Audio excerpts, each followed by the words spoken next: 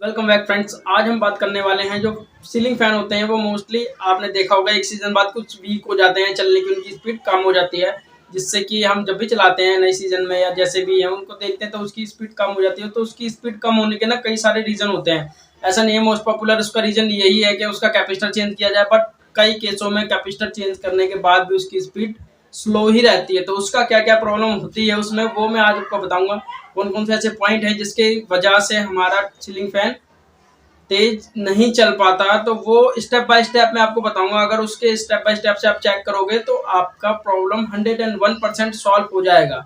तो चलिए वीडियो को शुरू करते हैं, देखते हैं पहला पॉइंट होता क्या है। तो फ्रेंड्स, पहला पॉइंट जो होता है ना वो होता है वोल्टेज के में। अगर वोल्टेज 220 से कम आ रहा है, 170 180, तो भी आपका फैन स्लो ही चलेगा। तो ये तो बात बहुत ही नॉर्मल है। अगर उसको सप्लाई कम आएगी तो वो स्लो ही चलेगा। तो पहला मेन पॉइंट तो यही होता है, अगर सप्लाई ठीक नहीं आ रही, प्रॉपर सप्लाई से नहीं मिल पा रही, तो कम स्पीड में ही चलेगा। सेकंड पॉइंट होता है फ्रेंड्स, कभी कभार जो फैन होता है ना सीलिंग फैन, वो जाम के प्रॉब्लम से सरवाइव करता है, जो कि हम उसकी अनदेखी कर देते हैं। तो उसको हल्का सा रोटेट करके हम जैसे ही देखेंगे, अगर वो प्रॉपर अपनी दिशा में चल रहा है, प्रॉपर अच्छी तरीके से रोटेट कर रहा है तो वो तो ठीक है।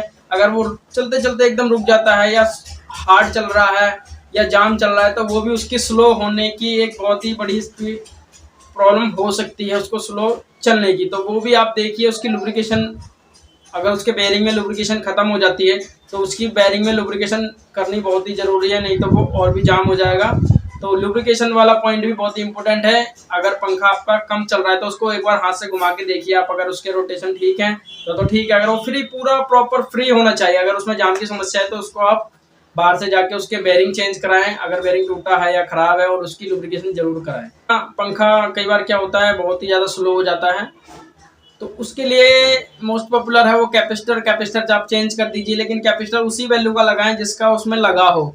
मोस्टली उसमें 2 सवा 2 या ढाई का ही लगता है, तो वो अब 3.25 का भी लगता है। वो फैन की कंपनी के अकॉर्डिंग उसमें डिपेंड करता है। वो कंपनी उसको जो सा सूट करता है, सुटेबल होगा, वही लगा के बेचती है। तो फ्रेंड्स, वही सेम टू सेम आप मार्केट से ला सकते हैं, 25-30 रुपए का आएगा मैक्सिमम। और एक किसी बढ़िया कंपनी का लाएं और उसको लगाएं तो आपके फैन की स्पीड 101% तेज हो जाएगी। फ्रेंड्स, एक और मेन पॉइंट होता है जिसको हर कोई अनदेखा कर देता है, बट उसका बहुत ही मेन फैक्टर रहता है फैन की स्पीड कम होने में।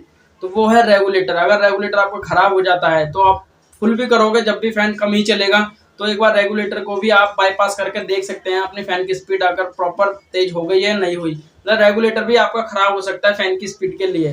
फ्रेंड्स, अगर फैन लगता है कि कम हवा दे रहा है और उसके चक्कर पूरे हैं, रोटेशन उसकी ठीक है स्पीड से, अगर आपको देखने में पता नहीं लगेगा पंखा कम चल रहा है, हवा कम दे रहा है, तो उसके ब्लेड की प्रॉपर सेटिंग करनी होती है। कभी कभार क्या है, जैसे हम सीढ़ी ले गए या कुछ हो गया, ब्लेड में कुछ चीट लग जाती है तो उसके ब्लेड अनबैलेंस हो जाते हैं, टेढ़े हो जाते हैं, जिससे कि वो चलेगा तो फुल स्पीड में, पर वो हवा नहीं देगा, उसका एयर फ्लो कम हो जाएगा, जिससे हम सोचेंगे कि जी पंखा ही नहीं चल रहा, हमारा कम स्पीड है, कैपेसिटर बदलो, ये करो वो करो।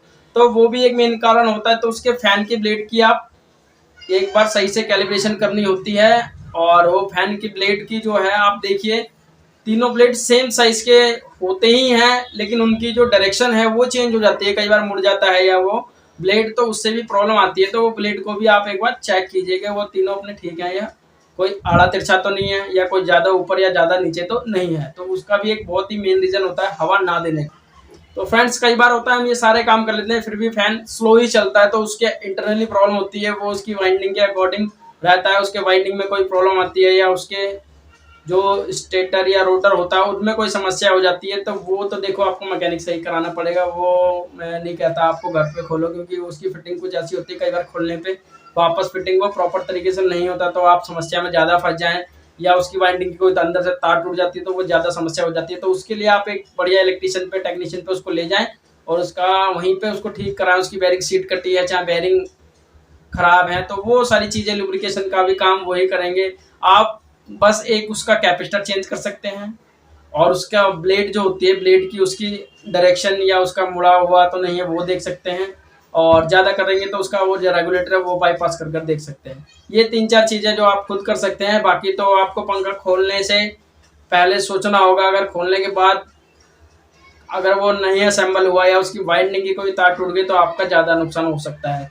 तो मेन जो मैंने बताया आपको, एक कैपेसिटर चेंज कर दीजिए आप, उसकी ब्लेड की डायरेक्शन चेंज देख लीजिए। अगर आपके यहाँ पर लो वोल्टेज की समस्या है तो वो वोल्टेज आपको ठीक करानी होगी, या तो स्टेबलाइजर लगाया जाए या फिर पीछे से ही ठीक हो जाती है कुछ टाइम बाद। तो चलिए दोस्तों, यही कुछ मेन पॉइंट होते हैं। तो इसमें रेगुलेटर भी एक बहुत ही मेन पॉइंट है, तो वो भी आप अनदेखा ना करें।